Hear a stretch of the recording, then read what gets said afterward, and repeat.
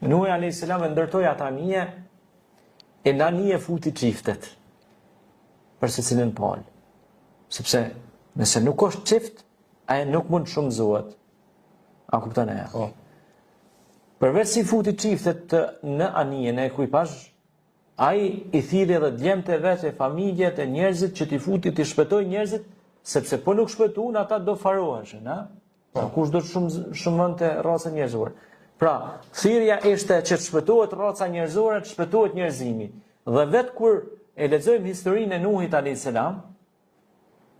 është një histori e thirrjes për shpëtim të njerëzimit, sepse ishte përmbys bota, pra u përmbys dunjaja, ndodhi tufani, përmbytja, dhe Nuh a.s. i mori vajza e djem, e kafshë gjallësa, e krijesa, i futi në ekuipazhin e anijes që t'i shpëtoi ato, sepse po nuk u futshin ato aty, nuk do shpëtonte njerëzimi.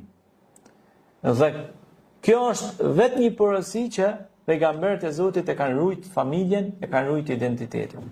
Dhe krejt pejgamberët e Zotit kanë thirrë që të martohemi. A kupton ajo?